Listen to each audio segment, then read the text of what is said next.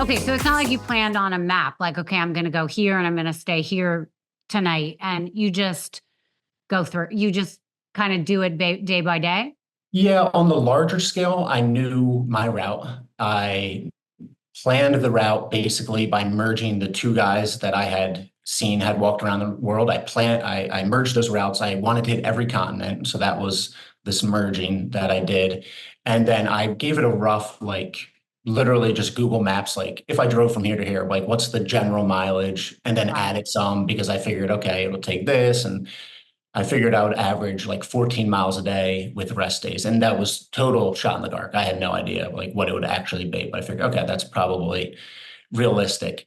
And so, and then also the route, primary thing to consider was how do I do this with as little visa trouble as possible? I didn't want to be waiting around at borders and just dealing with the headache of trying to negotiate a visa or running out of visa time when I'm in a country. So those were like the larger things that I could somewhat plan or just at least give myself an idea of. And then the day to day, in the beginning, it was kind of total darkness where I'm just like, all right, I think I'm going in this direction. And I had these bike maps that I was following. I ended up throwing them out. They weren't worth anything. And so it's kind of like bludgeoning my way forward. But as it went on, I would basically in the morning be able to look up on Google Satellite and say, okay, this is 24 miles, 27 miles, 20 miles away.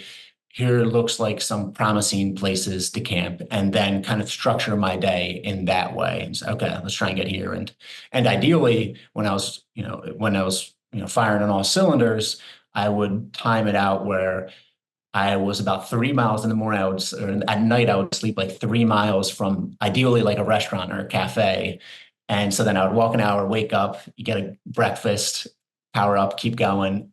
And then Right. also I would have to, if there's a city up ahead, sleep right outside the city. So then I could walk through the city throughout the day and then be back in the countryside at the end of the day. So there became things to really figure out as it went on. And I got better at figuring out just by looking at Google Earth, Google Satellite. But yeah, in the beginning, it's just like, yeah, I don't know what I'm doing.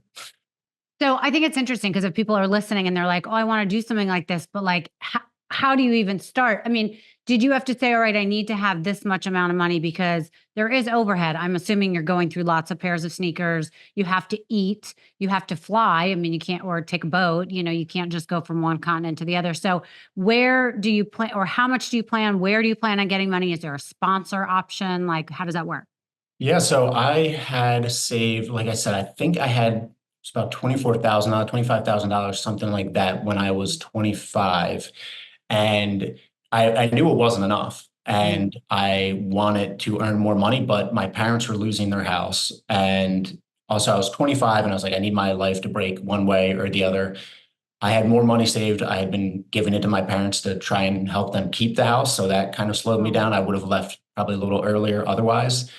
But I figured, look, I have to begin. If I wait any longer, I'm going to get an apartment and you get a girlfriend and you're getting furniture and all these responsibilities slowly end up owning you and Mhm. keeping you in place. And, the whole idea of living at home was just to give myself a shot at doing this. So I thought, all right, I don't have enough money, but I'm going to try and bleed this out for 2 years, get a sponsor. Luckily, before I began, there was a few articles written on me in Philadelphia Inquirer and jpen.com. And the owner of this local sign company who knew my friend Anne-Marie happened to be opening up an international branch around that time. And they were looking for something to sponsor and for something to donate to. And so they reached out to me the day after this article was written. And he's like, hey, I want to pay for your whole walk, basically. And Oh, wow. it was incredibly fortunate. And, it's not like he paid me, I wasn't like making money. He was paying me less than minimum wage, but it was enough to like sustain this. And so the Sure. first 2 years, like monetarily, it was, and I took all the money I had saved and just threw it at my student loans, paid them off. But the first 2 years, I lived off of $14,000 a year. Wow. And it was honestly, it felt fine, especially in Central South America. It's like I rarely got hotels, and I'm just paying for food, the occasional hotel, one flight across the Darien Gap into South America, another one back from Uruguay. But otherwise, I'm living very cheaply and things are Yeah. affordable. When I got to Europe, I started a Patreon just because it was more expensive and I knew I wouldn't be able to get by on 14,000 a year. And so that supplemented it. And then, it was, again, I was never in this like to make money. If I had enough money to do it, that was more than enough. And so that's what ended up happening. Right. I love that. Okay. So smart. So tell us how Savannah came into your life.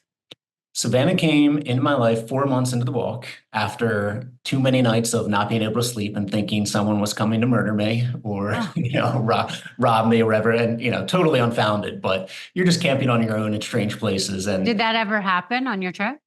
no, it didn't actually. No, no, I was Wow. never interrupted by anyone with bad intent in the night. I mean, and I slept outside a lot. And I had, encounters and I'd meet shepherds or, kids who were out and like they were like or like dirt biking out in the dunes in Peru. I remember that scared me when they came. I was in the middle of nowhere and these guys come over the hill. I'm like, what is happening?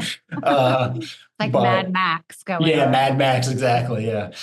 But no, I never had any actual like malicious encounters in the night. But there's just Amazing. this part of your brain that is really difficult to turn off. I could do it now because I've just camped out so much and I know probably nothing's going to happen.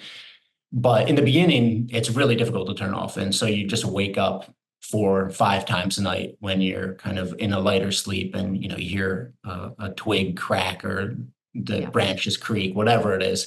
And so it was through those nights and then this strange encounter with a guy in Georgia where it really put the thought in my head, man, it'd be nice to have a dog that would help me sleep, basically, that could listen Mhm. because I know it would hear whatever was coming before I did, You and it did. would Yeah. wake me up. So I got to Austin, Texas. Actually got to Houston. I have a cousin in Austin, and they picked me up, and I was thinking, all right, I'm going to spend a week there, and then they'll drop me back where I left off, and continue on. And the first day I was in Austin, I said, I'm going to go check out this adoption center. So I walked over there, just thinking, I'm just going to check it out. Spent like 2 hours, 3 hours walking around, meeting these dogs. None of them are really connecting. And right as I'm about to leave, they bring in these two puppies that they found on the side of the highway. And they were really mangy and beat up, scared little puppies, Mm. huddled together in the corner. And I held Savannah. Her name was Lulu at the time. And I held Savannah. I was like, oh man, she's so cute. And, she leaned her head on my shoulder. And, I had like a little bit of a connection with her. But I'm also thinking, getting a puppy when I barely know how to like survive on my own is insane. And I'm going to be entering Mexico and Guatemala. And that is its own challenge just to navigate. And now I'm going to introduce a puppy into this. I don't know. I can't do this. So I'm about to leave. And this other woman who was there looking at these puppies, and I think she just went there every day just to look at the dogs, just as like that was her thing to do. Yeah. She says, if you leave, the puppies are going to be gone. They won't be here tomorrow. And so she gave me that great piece of information, kind of forced my hand. And so I said, all right, like, let's do it. I feel good about this dog. And so as I was adopting Savannah, her sister was being adopted. So they were there for like 15 minutes total time before both the Wow. puppies were adopted. And so very fortunate. And then we spent another 2 weeks getting her spaying and vaccinations in Austin. And when we started walking together, she was still just a puppy. So she sat in the back basket of this cart that I pushed, and she was terrified of cars. She hated the leash. She did not care about food at all. So she was so difficult to train. But gradually, little by little, she kind of adjusted. And by the time we reached Mexico, she didn't want to be in the cart, and she was walking the full 24 miles a day, no matter what. Wow. And did she ever get tired in all the times you were trekking? Never. No, she was a absolute beast. I mean, like we would do these 30-mile days in the desert pretty frequently. And I would sit down on the tarp at the end of the night, just unbelievably sore and exhausted, like, seeing stars in my eyes. And she'd be running circles around or like bring up like a bottle cap or a twig or something for me to play with. When she was like at her peak and her hair was short, I had it shaved, especially in the desert or when it's hotter. Mm. she was just ripped. I mean, even like by her paws, like her forearms, by the paws, you could just see this muscle, Wow. and it's, she grew up, that's all she ever did was just walk 24 miles a day. So she Yeah. was, So she loved it. So she oh yeah, absolutely loved it. And yeah. how did you deal with like the terrain of, like you said, you were in the desert and all these really hot places? She was fine on her paws. Like, were there times you had to put her in the cart because it was just too hot for her? Actually, the paws were fine. It was more just the general like heat and humidity. I mean, she has Yeah. a thick coat. She has a little bit of, she's like 25% chow. And so she has a pretty thick, probably, I guess, double coat.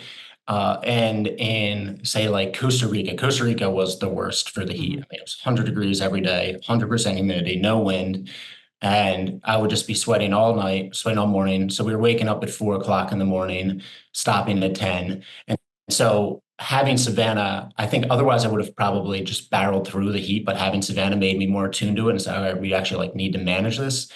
But her paws weirdly never had a problem. I think it was just because she grew up doing it and they were like stones. I mean, they got Wow. harder and harder as they went. And I tried putting booties on her multiple times and she hated them. She would fling them off and like she was not walking with those things on. So she was yeah, the paws strangely, yeah, never a problem. Wow.